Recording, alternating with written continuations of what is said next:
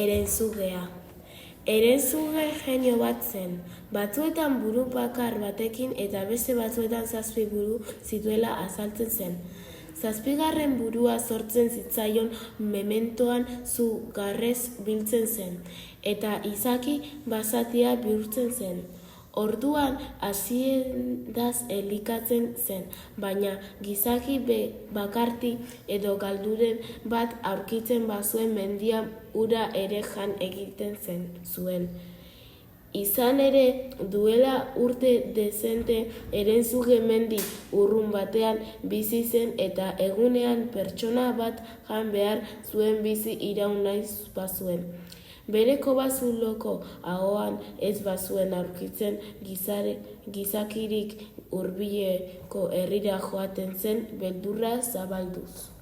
Herenzugeren erasoak saihesteko gertu zegoen herri bateko biztanleek erabaki bat hartu zuten. Egunero zozketa eginez herritar haietako bat joanen zen Herenzugeren kobazuloko ahora hark jan zezan.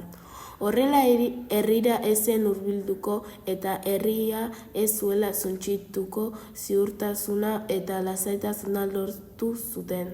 Egun batean, ehiztari bat kobazuloko ahora joan zen eta neska gazte bat ikusi zuen bertan.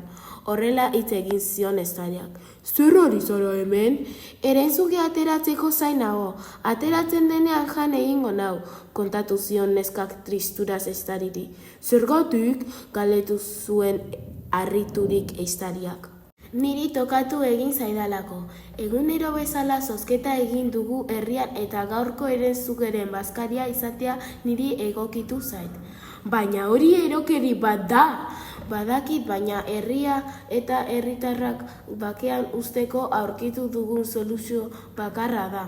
Lasai ez arduratu, nik lagunduko dizut, esan zion ehiztariak neskari. Ez diot inolaz ere Herenzugeari zu jatea utziko. Nire atzean jar zaitez.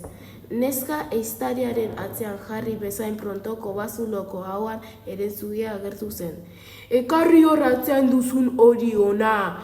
Horro egin zuen Herenzugeak. Ez da pentsatu ere, erantzun zion ehiztariak. Ez baduzu egiten biak batera jango zaituztet. Zatoz ona aursortzen bazara, esan zuen ehiztariak. Herenzuge erraldoia kobazulotik ateratzen hasi zen. Orduantxe ehiztariak zituen 3 txakurrak Herenzugeri erasotzeko salto egin zuten. 3 artean 4 buru zainetik ateratzen lortu zuten eta bitartean ehiztariak bere eskopetaren laguntzaz beste 3 deuseztatzea lortu zuen. Jarraian 7 mingainak moztu zizkion egindako lanaren garaikur bezala. Joan baino lehen neskari begiratu eta horrela galdetu zion. Zenbat soineko dituzu jantzita? 7 jauna, erantzun zion neskatilak aho zabalik oraindik. Bakoitzaren zatitxo bat emango alidazu, horrela zure edertasunaren oroitzapen bat izanen dut. Bai noski, esan zuen neskak. Horrela ehiztari gazteak neskatila emandako oil zatitan bildu zituen Herenzugearen mingaina eta ehizan jarraitu zuen ezer gertatu ez balitz bezala. Egun gutxi batzuk pasatu ondoren ikazkin batek Herenzugearen gorpua aurkitu zuen eta 7 buruak hartu ondoren erregearen aurrera joan zen, berak Herenzugea hil zuela esanez. Denak ikazkinaren hitzak sinetsi zituzten eta herriko heroia bihurtu zuten. Festa handiak antolatu zituzten gertatutako ospatzeko. Baina herritar bat ez zegoen pozik. 7 soineko zituen neskatila bazekien ikazkinak gezurretan zebilela. Hala adierazi zuen herriak, baina inor ez zion sinetsi. Ehiztaria bitartean mendian zebilen ehizan deus ere jakin gabe. Baina beste ehiztari batekin topo egin zuen eta hari esker berria jakin zuen. Topatutako ehiztariak esandakoa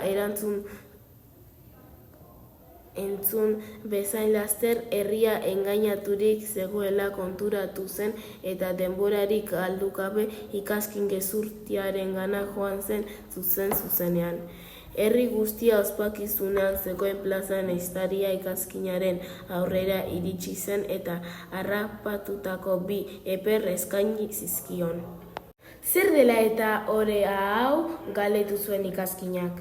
Heroi bat zarela entzun dut eta herri hau herentzugearen atzaparretatik libratu duzula. Zure aurrean aurkezten dut nire burua errespetua erakutsiz. Hala da bai, nik hil nuen herentzugea. Hementxe dituzu herentzugeren 7 buruak. Arro erakutsi zizkion ikaskinak. Haze gauza arraroa, ez nekien mingain gabeko bururik bazegoenik, esan zuen orduan ehiztariak. Ikaskinak ez zekien zer erantzun eta segituan konturatu zen gezurretan harrapatu zuela.